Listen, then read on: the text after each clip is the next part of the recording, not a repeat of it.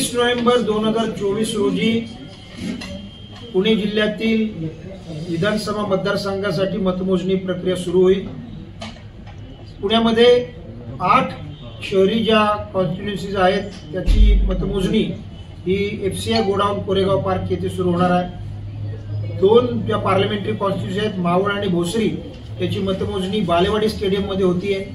चिंचवड मतदारसंघाची मतमोजणी ही कामगार स्मृती भवन जे आहे चिंचवड मधलं त्या ठिकाणी होणार आहे आणि उर्वरित जे ग्रामीण आमच्या कॉन्स्टिट्युएन्सीज आहेत ती त्या ठिकाणी तहसील हेडक्वार्टर्स मध्येच त्याच्या काउंटिंग होईल। 8 वाजता ही मतमोजणी प्रक्रिया सुरू होणार आणि त्याच्यासाठी मतमोजणी जे आमचे केंद्र आहे त्याची सर्व जी काही तयारी आहे ती पूर्ण झालेली आहे।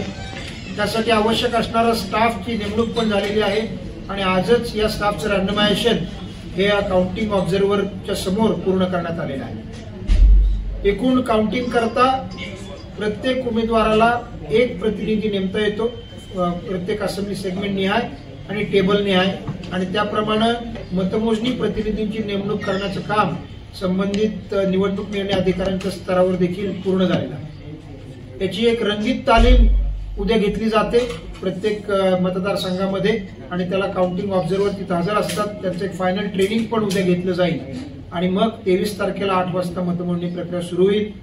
प्रथम पोस्टल बॅलेटची मतमोजणी सुरुवात होईल आणि पोस्टल बॅलेटची मतमोजणी सुरू झाल्यानंतर काही वेळात ईव्हीएमची मतमोजणी सुरू होईल। पोस्टल बॅलेटच्या आणि ETPBS म्हणजे जे आपले सैन्य दलातले जवान आहेत त्यांच्याकरता आपण ETPBS द्वारे मतदान होतं। या दोन्ही करता स्वतंत्र टेबलची व्यवस्था केलेली आहे। साधारणपणे पोस्टल बॅलेट 300 पोस्टल बॅलेटच्या 300 ते 400 पोस्टल बॅलेट करता एक टेबल अशा प्रमाणे पोस्टल बॅलेटच्या संख्येनुसार प्रत्येक मतदारसंघामध्ये टेबलची व्यवस्था केलेली आहे। मीडियाचे जे प्रतिनिधी आहेत त्यांच्यासाठी सुद्धा स्वतंत्र व्यवस्था या काउंटिंग हॉलच्या ठिकाणी केलेली आहे। काउंटिंग पूर्ण झाल्यानंतर किंवा आता सुद्धा मतदान प्रक्रिया पूर्ण झाल्यानंतर या काउंटिंग हॉलमध्येच शेजारीच स्ट्रॉंग रूम्स आहे आणि त्या स्ट्रॉंग रूम मध्ये आता ईव्हीएम ठेवल्या गेले आहेत। स्ट्रॉंग रूमच्या बाबतीमध्ये इलेक्शन कमिशनने ज्या गाईडलाईन दिलेल्या आहेत त्याप्रमाणे स्ट्रॉंग रूमची रचना केलेली असते। त्याच्यामध्ये PWD electrical division, fire department या सर्वांचे नाहरकत पोलीस या सर्वांचे एकत्रित पाहणी अहवाल घेऊन त्या सूचनेनुसार सर्व काही योग्य आहे याची खात्री करूनच ईव्हीएम त्या ठिकाणी स्टोअर केल्या जातात। ईव्हीएम स्टोअर केल्यानंतर स्ट्रॉंग रूम ही आता सील झालेली आहे। त्याच्यासाठी उमेदवारांचे प्रतिनिधी आणि संबंधित निवडणूक ऑब्झर्व्हर पण उपस्थित होते।